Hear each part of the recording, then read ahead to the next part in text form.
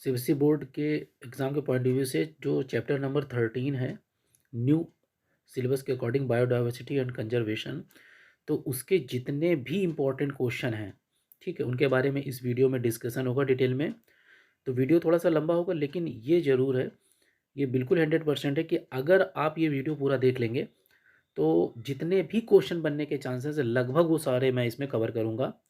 इसमें MCQ, competency based question, case based, जो भी मतलब जिस तरीके से असर्शन रीजन जो भी क्वेश्चन है सारे कवर करूँगा। लेकिन हाँ, क्वेश्चन बहुत ज़्यादा हैं, तो मैं यहाँ पर उन क्वेश्चन पर ज़्यादा फोकस करूँगा जो एग्ज़ाम के पॉइंट ऑफ व्यू से इम्पॉर्टेंट है।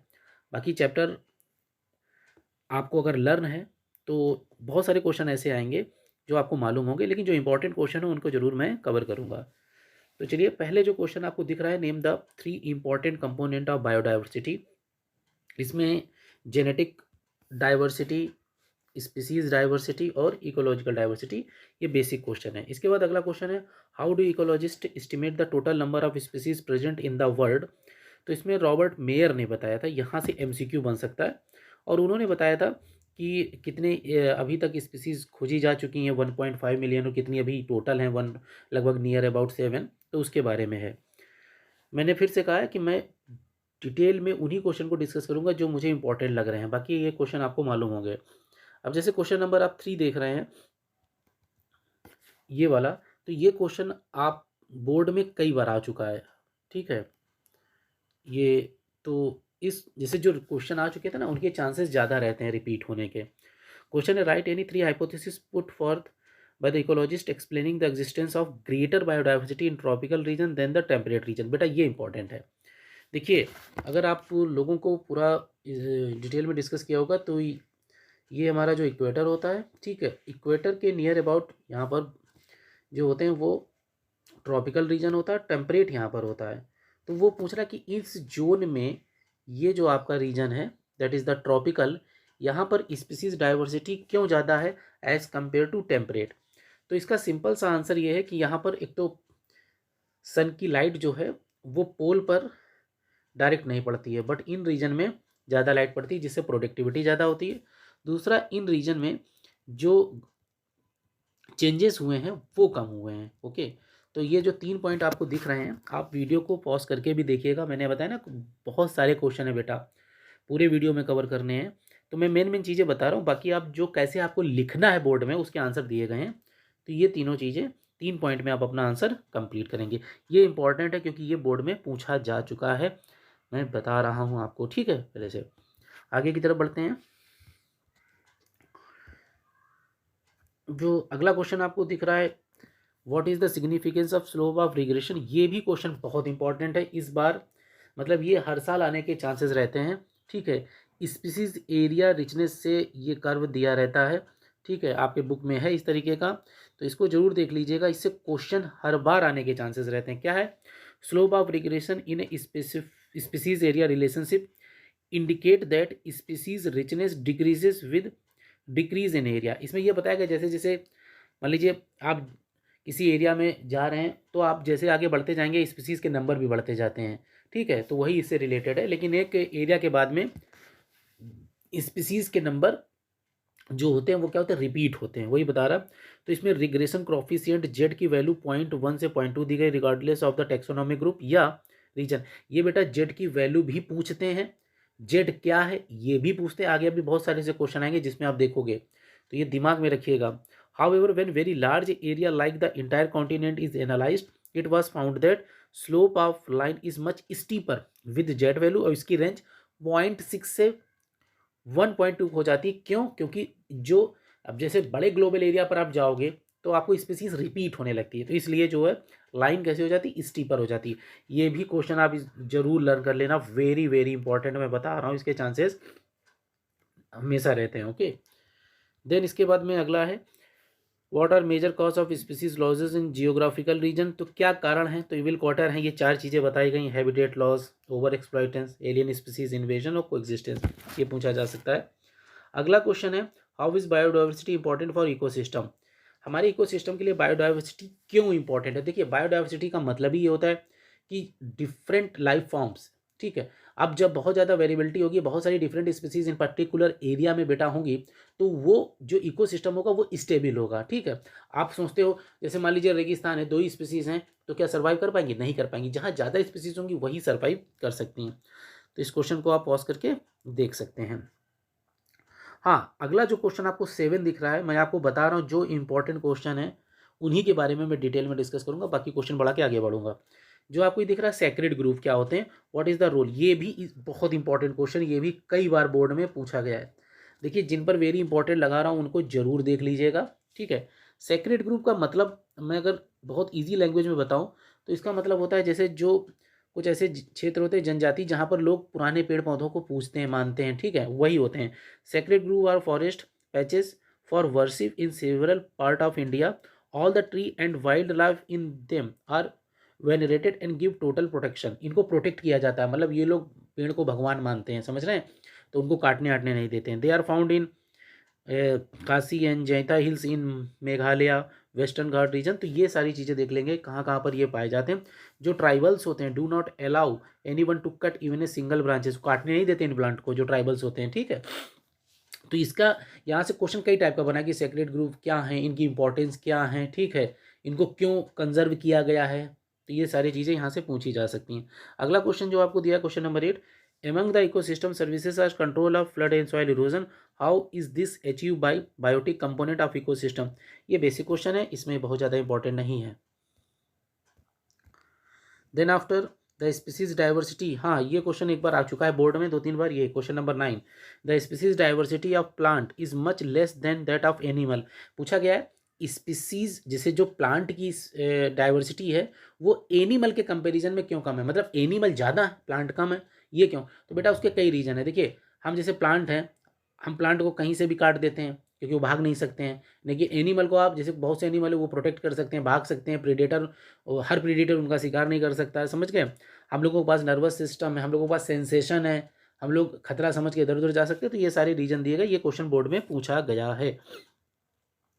अगला question, question number 10, can you think of a situation where we deliberately want to make a species extinct, how would you justify. ठीक है, कैसे कोई होता है, तो ये भी बहुत ज़्यादा इंपॉर्टेंट है, मैंने कहा था मैं इंपॉर्टेंट ही क्वेश्चन डिस्कस करूंगा।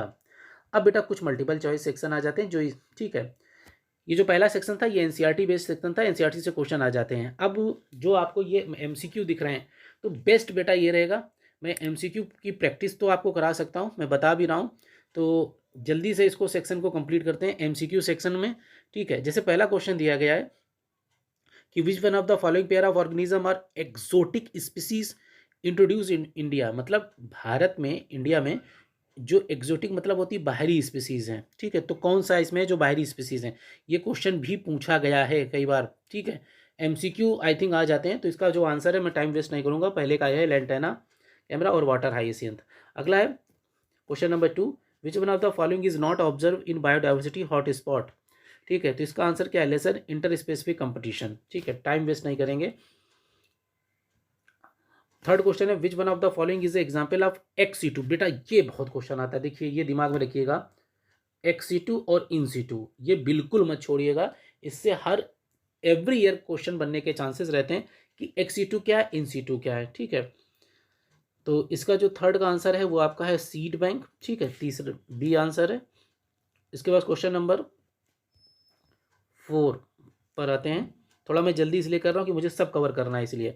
विच one of the following is the correct form of the anonymous. ठीक है, तो इसमें कौन सा करेक्ट है, तो चौथे का डी IUCN, ये आपके सिलेबस में भी, इसको जरूर देख लीजिएगा, कई बार ये पूछा भी गया नीट में भी और दूसरे कंपटीशन में भी।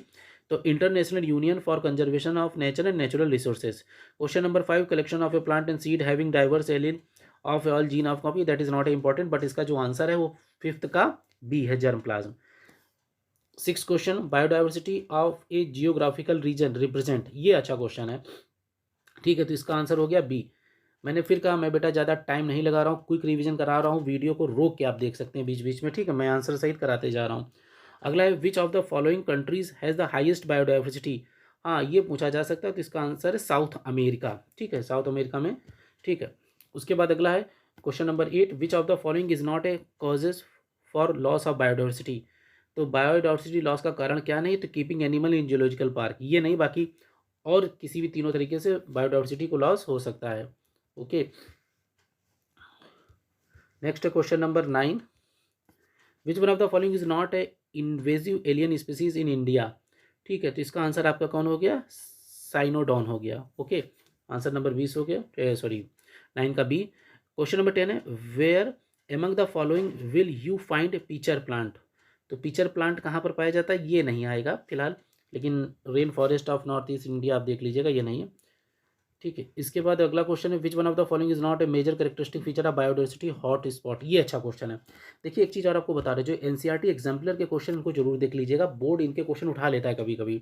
तो 11th का जो आपका आंसर बेटा है वो आपका सी है, mostly located in the tropics. अगला क्वेश्चन है, हाँ ये इंपॉर्टेंट है, इसमें दिया गया मैच द फॉलोइंग। ठीक है, तो इसमें मैच कीजिएगा, और 1 मिनट, एक तरफ आपका दिया गया कॉलम 1 कॉलम 2 है, डोडो कहाँ कहाँ है, मतलब ये जो ऑर्गेनिज्म है वो कहाँ कहाँ से बिलोंग करते हैं। तो इसका जो आंसर है वो आपका हो जाएगा 12 का डी हो जाएगा। ठीक है, उधर मिला लीजिएगा, देख लीजिएगा, ये आपके एनसीईआरटी में दिया गया है। अगला है, what is common to of the following plant, जैसे नेपेंथीज सारे प्लांट दिए गए, ऑल द प्लांट, इनके कॉमन फीचर्स क्या हैं। तो 13 का सी आंसर हो जाएगा, all are prone to over exploitation. Okay, that is not a very important. अगला क्वेश्चन है बेटा, व्हाट इज, अच्छा हाँ, क्वेश्चन नंबर 14 पर आ जाते हैं, the one horn rhinoceros is specific, ये कहाँ पर पाए जाते हैं एक सिंग वाले। ठीक है, तो ये भी ठीक है, 14वें का 14 का है काजीरंगा में। ओके, आपको स्पीड थोड़ी सी तेज लग रही होगी, लेकिन बेटा कंप्लीट कराना है आपको ना।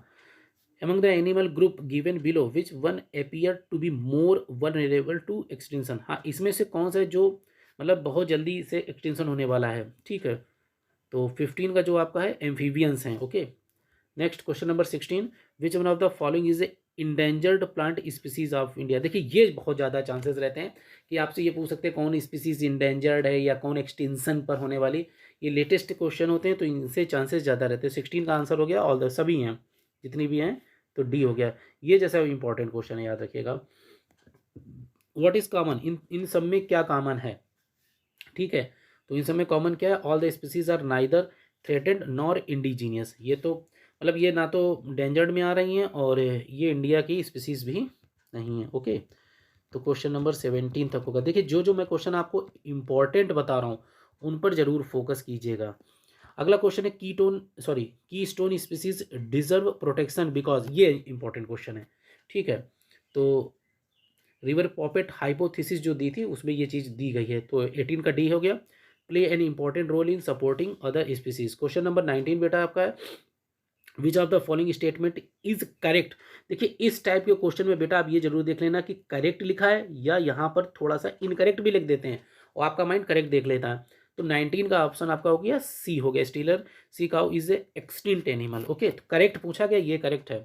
क्वेश्चन नंबर 20 का among the ecosystem mention below, where can one find maximum biodiversity, कहाँ पर सबसे मैक्सिमम बायोडाइवर्सिटी होती है। तो कोरल रीफ में होती है, ये हमेशा याद रखिएगा, यहाँ पर जो बायोलॉजिकल या स्पीसीज डाइवर्सिटी होती है वो सबसे ज़्यादा होती है। ओके, आगे तरफ क्वेश्चन देखते हैं। क्वेश्चन नंबर 21 है, genetic diversity in agriculture crop is threatened by. तो 21 का जो आपका आंसर है वो हो जाएगा डी हो जाएगा, introduction of high yield varieties. 22, which of the following forest is known as the lung of the plant. तो ये तो बहुत इजी क्वेश्चन है, अमेजन रेन फॉरेस्ट हो गए। The active chemical drug reserpine is obtain, बेटा ये कई बार पूछा गया है। 23, ठीक है, तो रिसरपाइन जो होती है 23 का, उसका आंसर आपका हो गया बी, ये रोफोल्विया हिमालय जोन में पाए जाते हैं। रोफोल्विया की अलग अलग मेडिसिन पॉइंट से, that is very important. Question number 22 है, which one of the following group exhibit more species diversity. ये जो प्लांट ग्रुप दी गई इनमें सबसे ज्यादा बायोडाइवर्सिटी किसकी होती है, तो एल्गा की दिया गया। ओके, इसके बाद में अगला क्वेश्चन आ जाता है नेक्स्ट। ठीक है, यहाँ पर आंसर की भी दी गई है, तो आप आंसर की भी देख सकते हैं, पिछले के वीडियो से मैंने उसे मैंने एक्सप्लेन कर दिए हैं, सब बता भी दिए हैं, बस आप एक बार सुनते चले जाएंगे तो दिमाग में सेट हो जाएगा। The historic convention of biological diversity held in Rio de Janeiro में जो 1992 में हुई थी, तो ये क्या था, तो बेटा ये बी था, अर्थ समिट इसको बोलते हैं। ये भी इंपॉर्टेंट क्वेश्चन है, ये भी इंपॉर्टेंट क्वेश्चन है। ओके, अगला है, what is common to the technique, जैसे in vitro fertilization, cryopreservation, tissue culture. देखिए मैंने आपसे फिर कहा था ना बेटा, एक्स सीटू और इन सीटू, ये जरूर लर्न कर लेना इनके एग्जाम्पल। और ये एक्स सीटू का मतलब होता है कि उनको उनके नेचुरल प्लेस से हटा के दूसरी जगह कंजर्व करना। इन सीटू का मतलब होता है उनके उनके ही नेचुरल प्लेस पर कंजर्व करना, बस ये है।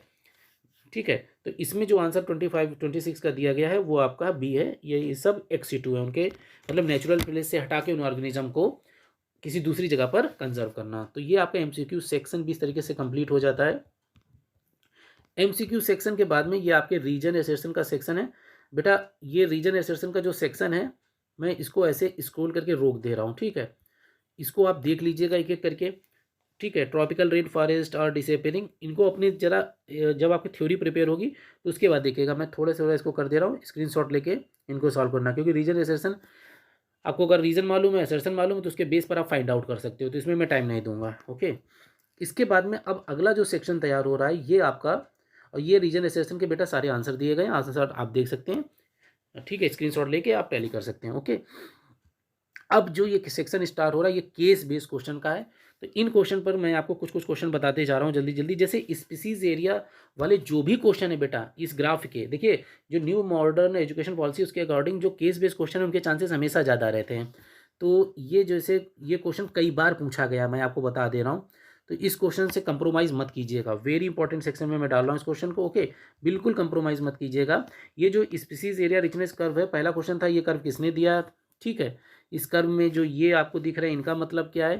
तो क्वेश्चन को आप देख भी रहे होंगे। ओके, मैं थोड़ा ऊपर कर दे रहा हूँ और आंसर भी दिए गए हैं तो मैं बता भी दे रहा हूँ। जैसे पहला क्वेश्चन दिया गया, नेम द नेचुरलिस्ट जिसने इसको डिस्कवर किया, तो वेन हेम्बलबोल्ट थे जिसने उन्होंने डिस्कवर किया। Okay, write the situation as a discovered by the ecologist when the value of Z, यानी स्लोप ऑफ लाइन जो जेड है वो अगर उसकी वैल्यू अगर 0.1 से 0.2 है और 0.6 से 1.2 है, तो इसका मतलब क्या हुआ? तो देखिए एक आंसर ये दिया गया है कि the slope regression line are similar when unaffected distribution in an area is analysed. Okay, और बी क्या है? The slope of regression is steeper when we analyse the species area relationship among very large area. Okay, देखिए एक बार दिमाग में रखिएगा, अगर ये वैल्यू दी गई तो इसका मतलब होता है वेरी लार्ज एरिया में हम उसका डिटेक्शन कर रहे हैं। ओके, और जेड क्या है? स्लोप ऑफ लाइन है, that is the regression coefficient. Okay, और थर्ड क्वेश्चन जो है वो क्या है?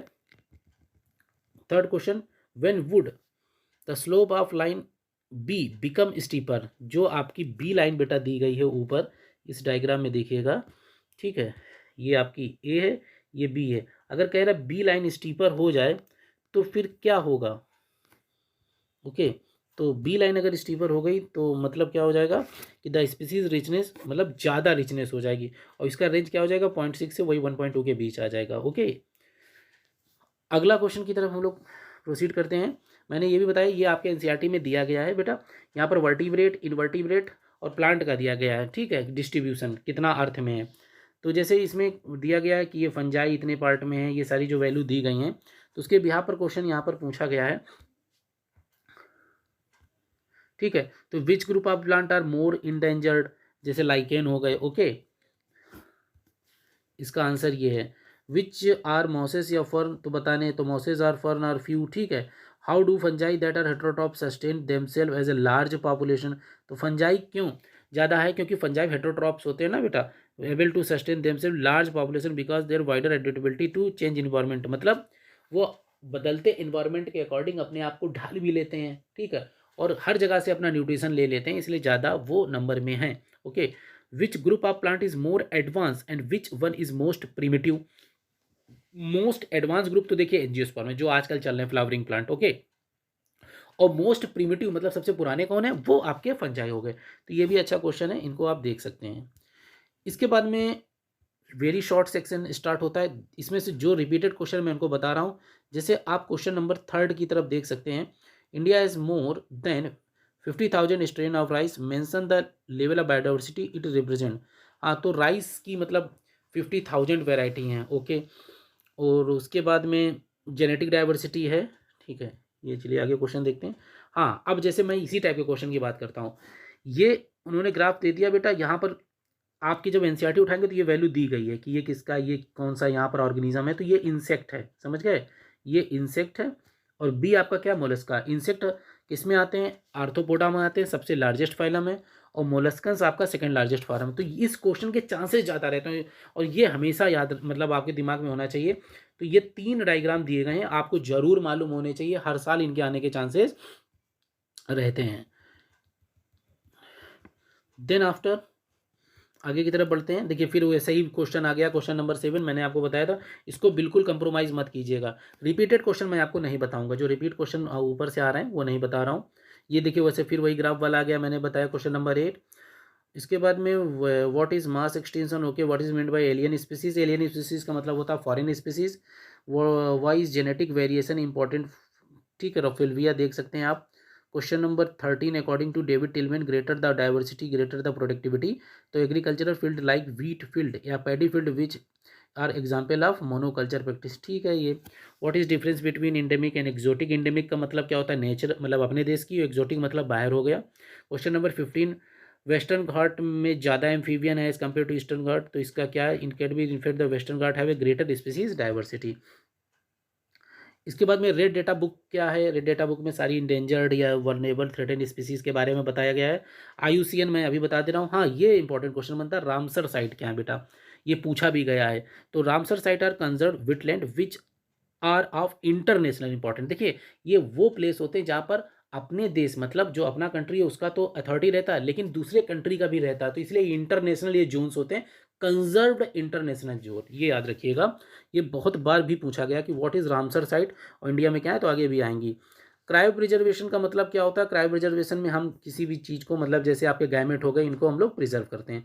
2 मार्क्स के क्वेश्चन आप देख लीजिएगा। तो यहाँ पर बायोडाइवर्सिटी क्या है, ठीक, इसके बारे में okay. State question number 3, state the use of biodiversity, it's okay. मैं धीरे धीरे स्क्रीन भी स्क्रॉल कर रहा हूँ, आप क्वेश्चन देख सकते हैं। In the biosphere image biological diversity exist at all level of biological organisation, explain any 2 level of biodiversity. 2 level में आप बता देंगे, जेनेटिक बायोडाइवर्सिटी हो गया, ठीक है, और इकोलॉजिकल बायोडाइवर्सिटी हो गया। Mention the kind of biodiversity of more than 1000 variety of mango, ठीक है, तो वो मतलब स्पीसीज डाइवर्सिटी हो गया। Long question number 6, lung of the plant मैंने अभी बताया, IUCN अभी डिस्कस हम लोग कर चुके हैं। Why are conventional method not suitable for the assessment of biodiversity of bacteria. हाँ, ये बहुत इंपॉर्टेंट क्वेश्चन है। देखिए इस क्वेश्चन का मतलब समझिएगा, मैं इसको इनसर्किल कर दे रहा हूँ। कह रहा है जैसे आप वर्टिब्रेट के नंबर आपने फाइंड कर लिए, प्लांट के कर लिए, वो कह रहा है बैक्टीरिया के नंबर हम अभी तक क्यों फाइंड आउट नहीं कर पाते। इसका रीजन समझिएगा। देखिए बैक्टीरिया अलग अलग कंडीशन में बेटा ग्रो करते हैं, ठीक है, तो उनको लैब में कल्चर करना मतलब ग्रो कराना, इट्स वेरी टिपिकल, पहली बात। और इतनी डाइवर्सिटी इनकी है कि इनको पूरा क्लासीफाई करना बहुत टफ है, इसलिए बैक्टीरिया को हम लोग क्या करते हैं नॉर्मली उनको मतलब बायोडाइवर्सिटी में उसको कैलकुलेट या बायोडाइवर्सिटी में उसको शामिल नहीं करते हैं, ये रीज़न है। तो ये बहुत इंपॉर्टेंट क्वेश्चन है। देखिए जो क्वेश्चन मैं बता रहा हूँ उनको जरूर आप लोग देख के जाइएगा एग्जाम में। देन आफ्टर अगला क्वेश्चन की तरफ हम लोग प्रोसीड करते हैं। Next question, list the feature to make a stable biodiversity community, okay. Where would you expect more species biodiversity in tropic and polar region, मैंने अभी आपको बताया। देखिए क्वेश्चन आए हुए भी हैं, ये देखिएगा। Stability of community depend on it's species richness, देखिए ये डेविड टिलमैन ने बताया था, ठीक है, और रिवर पॉपेट हाइपोथेसिस भी दी थी। देखिए एक चीज समझिएगा, जैसे मान लीजिए एक एरिया है, यहाँ पर 2 ही स्पीसीज हैं, तो ये इकोसिस्टम नहीं ज़्यादा सर्वाइव करेगा। लेकिन अगर जहाँ ज़्यादा स्पीसीज है तो ये इस पर डिपेंडेंट, ये इस पर डिपेंडेंट, ये इस पर डिपेंडेंट, ये इस पर डिपेंडेंट, म्यूचुअली एक दूसरे पर ज़्यादा डिपेंडेंट है, तो वो इकोसिस्टम ज़्यादा स्टेबल होगा एज कम्पेयर टू उसके जहाँ पर स्पीसीज रिचनेस बेटा कम है। तो ये बहुत अच्छा क्वेश्चन, ये रीजनेबल क्वेश्चन बनता है, पूछा भी गया है। Question number 13, what are certain region of earth are called hot spot. Hot spot का मतलब होता है जहां पर बायोडाइवर्सिटी, ये भी बहुत अच्छा क्वेश्चन है, बायोडाइवर्सिटी ज़्यादा होती है। तो इसके एग्जाम्पल आप जरूर ये लर्न कर लेना, ये कई बार एग्जाम्पल पूछे गए हैं। वेस्टर्न घाट, श्रीलंका, हिमालय, ठीक है, ये हॉट स्पॉट रीजन है। हॉट स्पॉट का मतलब होता है species richness area, species richness area, यहाँ पर स्पीसीज ज़्यादा होंगी। इसके बाद में अगला क्वेश्चन है आपका क्वेश्चन नंबर 14, इट्स ओके, आप देख लेंगे। Question number 15, biodiversity must be conserve is play important role in many ecosystem. तो बायोडाइवर्सिटी ज़्यादा होगी तो इकोसिस्टम अच्छा होगा। Question number 15, how is the presently occurring species extension different from the earlier mass extension. देखिए पहले जितनी तेजी से स्पीसीज एक्सटेंट हो रही है उससे कई तेजी से इस समय एक्सटेंट हो रही है, ये चीज़ होता है, ठीक है। अब in experiment slope of regression, हाँ ये देखिए अच्छा क्वेश्चन आया है। Question number 17, in an experiment slope of regression की वैल्यू 0.2 है एंड अनदर एक्सपेरिमेंट जो वैल्यू है 1.2 है। तो पूछा गया है explain the 2 situation is repeat of species area. तो 0.2 का study regardless of the taxonomy group and the region 0.2 is obtain if the species area relationship is analysed among very large area. तो ये बहुत बड़े एरिया के लिए, ये छोटे एरिया के लिए, ठीक है, यहाँ इस पर स्पीसीज रिचनेस ज़्यादा होगी। तो ये जो जेड वाले क्वेश्चन है बेटा, इनको जरूर आप लोग सिंसियरली रट के जाना, ठीक है। Discuss one example based on the day to day observation showing how loss of one species may lead to extension of another. हाँ, ये एग्जाम्पल पूछना है, जैसे कोई एक स्पीसीज एक्सटेंशन हो गई तो दूसरी कैसे, मतलब हर स्पीसीज एक दूसरे से डिपेंडेंट है ना, तो ये आप चीज़ देख सकते हैं यहाँ पर। इसके बाद में देखिए जितने भी प्रीवियस ईयर के क्वेश्चन मैं सारे बेटा यहाँ पर हैं, इन क्वेश्चन को आप देख सकते हैं, ठीक है। क्वेश्चन नंबर 19 आप देख लीजिएगा, 20 lantana eichhornia are example of two weeds, how do they affect the ecosystem, ठीक है। एक्जॉटिक स्पीसीज हैं यानी एलियन स्पीसीज हैं। देखिए एलियन स्पीसीज का मतलब होता है कोई बाहरी स्पीसीज आ रही ना बेटा, तो वो अपनी नेटिव स्पीसीज को डिस्ट्रॉय कर देगी, ये मतलब हो गया। क्वेश्चन नंबर ऐसे 21 देखिए कई बार आया है, ऐसे क्वेश्चन को बिल्कुल मत छोड़िएगा। Assess the effect of loss by biodiversity in region mention any four. क्या होगा, बायोडाइवर्सिटी अगर लॉस हो जाएगी तो डिक्लाइन इन प्लांट हो जाए, lower resistance to environment, increase variability in certain ecosystem processes such as plant productivity, water use, increase rate of species extension, ठीक है। तो ये सब चीज़ें अगर होने लगी तो बायोडाइवर्सिटी लॉस होगी उस एरिया पर, ओके। इसके बाद में क्वेश्चन नंबर 22 आप देख लीजिएगा, 23 नैरो यूटिलिटेरियन, ठीक है। क्वेश्चन नंबर ये सब रेफरेंस किए दिए गए हैं, ओके। सेक्रेट ग्रुप के बारे में बता चुका हूँ, क्रायो प्रिजर्वेशन में बता चुका हूँ। हाँ, ये क्वेश्चन देखिए यहाँ पर देखिए पूछ दिया गया है, एक C2 के एग्जाम्पल दे दिए गए हैं, तो ये सारे एग्जाम्पल है cryo preservation, in vitro fertilisation, micro propagation, tissue culture, that is very very important. मैंने अभी बताया था कि XC2 इन-सिटू के आपको एग्जाम्पल बिल्कुल माइंड में रखने हैं। उसके बाद में question number 28 particular species of wild cat, okay देख लीजिएगा, seed of different genetic strain, ये भी देख लीजिएगा, कोई बहुत ज़्यादा नहीं है। इसके बाद अगला लॉन्ग क्वेश्चन सेक्शन स्टार्ट होता है। देखिए सारे क्वेश्चन रिपीट हो रहे हैं लेकिन मैं तब भी आपको बता रहा हूँ, okay. Why should biodiversity B conserve, list any two ethical argument in this support. Biodiversity को कंजर्व करना क्यों जरूरी है, ठीक है। एलियन स्पीसीज मैंने बताई है। हाँ, ये क्वेश्चन बहुत इंपॉर्टेंट है, रिवर पॉपेट हाइपोथेसिस बिल्कुल देख के जाइएगा बेटा। रिवर पॉपेट हाइपोथेसिस यही बताता है, जैसे प्लेन पॉल इनरिच ने दिया था, एक MCQ में यही पूछ देंगे। प्लेन हो गया, प्लेन के जो पार्ट हो गए या कीले हो गई, स्पीसीज बताया गया। जैसे जैसे कील निकलेंगी तो स्पीसीज कम हो रही, फिर मेन कील निकल गई तो मेन स्पीसीज चली गई, फिर पूरा का पूरा प्लेन डिस्ट्रॉय हो गया, मतलब इकोसिस्टम डिफाइस होगा। तो इन्होंने जो पॉल इनरिच थे उन्होंने प्लेन के एग्जाम्पल के थ्रू किसी इकोसिस्टम में कैसे इकोसिस्टम डिस्ट्रॉय हो रहा है, वहाँ की स्पीसीज धीरे धीरे कैसे खत्म, उसके बारे में बताया था, ओके।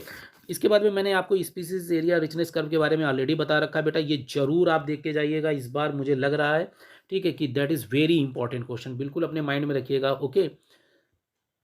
देन आफ्टर फिर सारे क्वेश्चन वही रिपीट हो रहे हैं, ओके।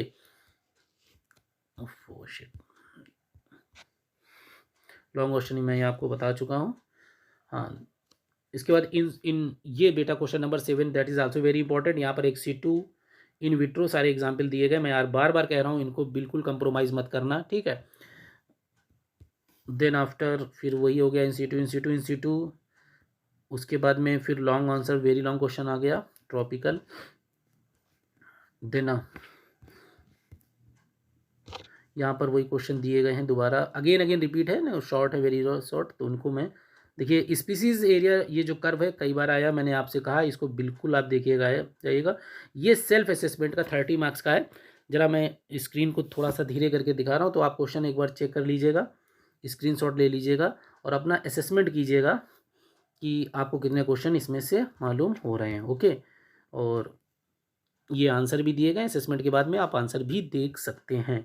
तो होपफुली आपके लिए ये वीडियो बहुत सही रहा होगा, और प्लीज़ आप फीडबैक ज़रूर दीजिएगा कैसा लगा। मैंने ट्राई किया है जल्दी जल्दी बताने का, जो सेक्शन मैंने बेटा इंपॉर्टेंट बताएं ज़रूर उनको लर्न करके जाइएगा, ठीक है। तो आज के लिए इतना, थैंक यू।